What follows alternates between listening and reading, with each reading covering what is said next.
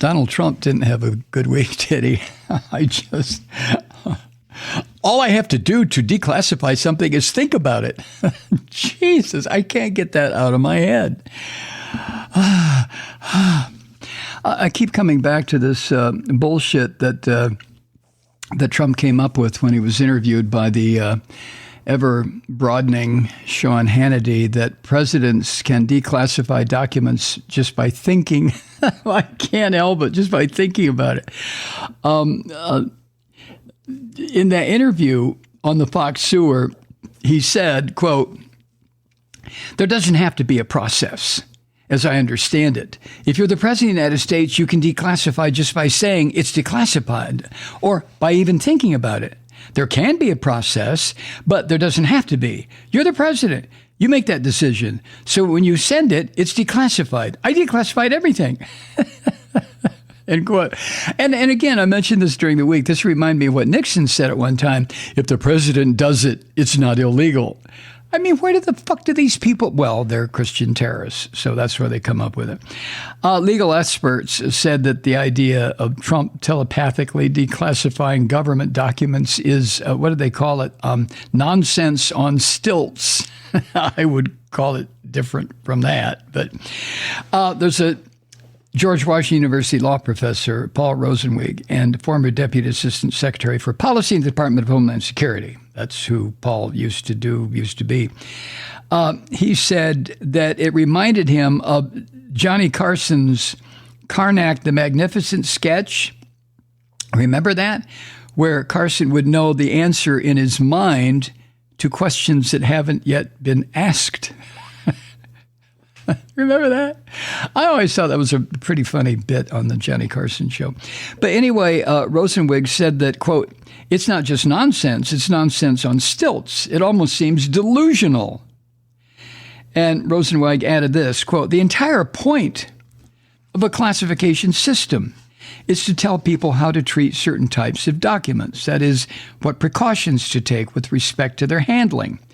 A classification system where only the ex-president knows their true classifications in his heart is the very definition of absurdist anarchy." End quote. Now there's a new term, absurdist anarchy. And then Barbara McQuade, who I've seen often on MSNBC. She's University of Michigan Law School professor, former U.S. attorney. She wrote in an email, quote, "Claiming that a president can declassify documents by thinking about it is absurd. While a president has many powers, he must actually execute them. His pardon power, for example, cannot be used just by thinking about it. He must issue a document that executes that power." End quote. So that's Barbara McQuade.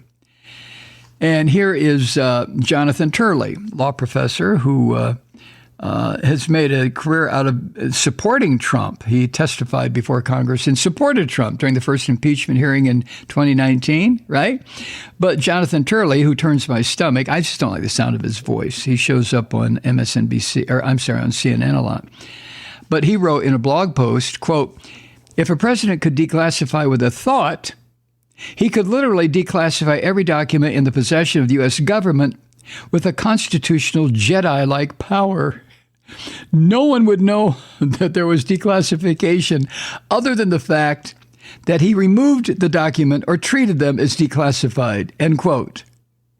So even Turley, who to me is a first-class jack-off, but even Turley is saying, this is crazy.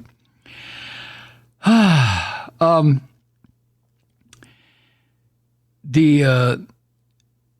three-judge panel of the 11th Circuit, who unanimously gutted that stay from Trump's girl, Eileen Cannon, a judge in the district court in Florida, that had prevented the government from reviewing the material, that judge said, the panel itself, come on, Mike, if you're going to talk, get it right. Okay. The judges said this in their assessment, quote, "Trump suggests that he may have declassified these documents when he was president, but the record contains no evidence that any of these records were declassified." I know you're getting tired of hearing about this. Trust me, I'm getting tired of talking about it. But anyway, in a filing last week, Trump's phony attorneys had tried to say that he had the power to declassify records, but they stopped short of saying he'd actually done so. And that's when the special master, Deary, said, show me something. I mean, talk is cheap. Show me something. And the ruling by the appellate court was also a kick in the teeth to these phony lawyers on Trump's so-called legal team about Trump's right to hold on to classified documents. The judges at the appellate court also ruled this, quote, Trump, actually they said defendant or plaintiff, I don't know, but in parentheses it says Trump has not even attempted to show that he has a need to know the information contained in the classified documents. In any event, at least for these purposes, the declassification argument is a red herring because declassifying an official document would not change its content or render it personal, end quote. In other words, Trump's claim that he can declassify documents by thinking about it is, according to Andrew Weissman, a legal analyst, he said this on MSNBC, it's irrelevant. Weissman said, it has nothing to do with a legal defense here. Donald Trump is engaging in distractions. It is not a legally relevant thing, even if you could somehow declassify things by merely thinking about them. Oh, my God. I can't get away from it. It just cracks me up. It really does. Woo! And when the appellate court said Trump has not even attempted to show that he has a need to know the information in these classified documents, the only reason Trump would use classified documents would be for what I said, since this whole shitstorm was generated by Trump. And that is the only reason he wanted those documents was to either sell them to his friends in the Kremlin or use them to blackmail people or to make deals with foreign governments under threat of exposing. Remember what he tried to do to Zelensky. You do this for me, I'll do that for you. I said it earlier this week. I'll say it again just for the record. I would be so glad when this topic of Donald Trump is no longer a topic. Hi, Truth Seekers. Mike Malloy here. As you know, we've switched formats and are now broadcast exclusively on the Progressive Voices Network. So that means you get fewer program interruptions, no corporate commercials, and lots of profanity. But our format change also means some of our radio listeners no longer hear the program. It's been a while since I mentioned our podcasts, so you may have forgotten that there is a way to listen to this program anytime you need a good dose of screaming. Visit MikeMalloy.com and subscribe to our podcasts.